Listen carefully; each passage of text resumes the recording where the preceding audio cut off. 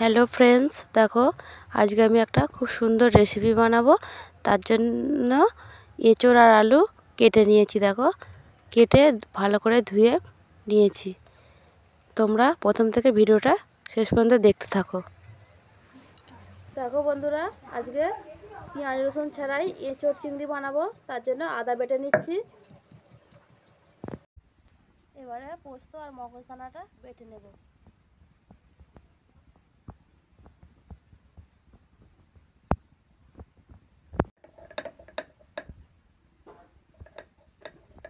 দেখো বন্ধুরা, এঁচোড় আর আলু সিদ্ধ করে নিয়েছি।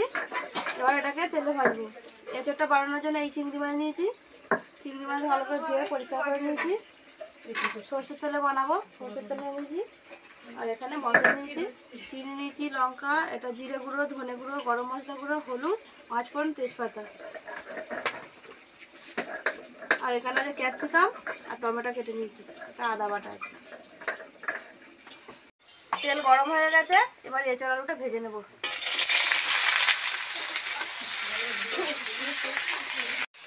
এঁচোড় আলুটা দেখো ভাজা হয়ে গেছে, এবার আমি নামিয়ে নেব।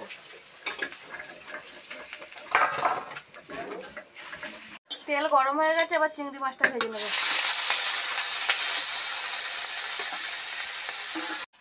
এবার সেই তেলেই পাঁচফোড়ন, তেজপাতা ফোড়ন দিয়ে দিয়েছি। দিয়ে এবার টমেটোগুলো ভেজে নেব।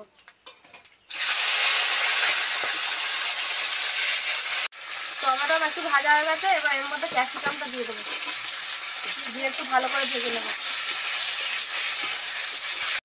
এবার একটু চিনি দিয়ে দেবো, দিয়ে একটু নেড়ে নেব। আদা বাটাটা দিয়ে দেবো। আদা বাটা দিয়ে একটু লবণ দিয়ে দেবো।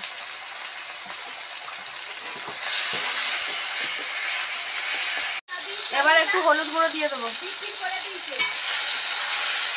এবার লঙ্কা গুঁড়ো দিয়ে দেবো।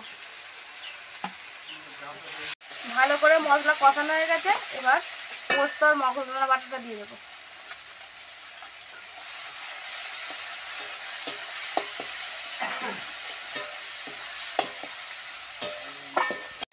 মশলায় তেল ছেড়ে এসছে দেখো, এবার এর মধ্যে একটু জল দিয়ে দেবো।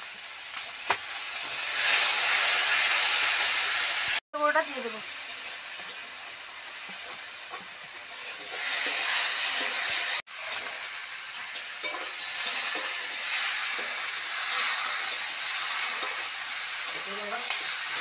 ভালো করে দেখো কষানো হয়ে গেছে, এবার এর মধ্যে জল দিয়ে দেবো। সিদ্ধ হওয়ার জন্য পরিমাণ মতো জল দিয়ে দিয়েছি। এবার ঢাকা দিয়ে ঢেকে দেবো।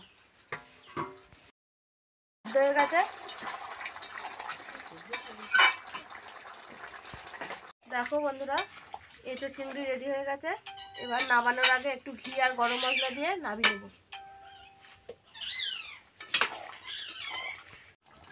এবার নামিয়ে নেব।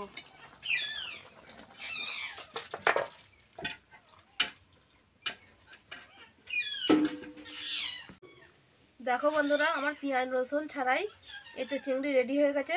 কত সুন্দর দেখতে হয়েছে, খেতেও খুব সুন্দর হয়েছে। তোমরাও বাড়িতে বানিয়ে খাবে।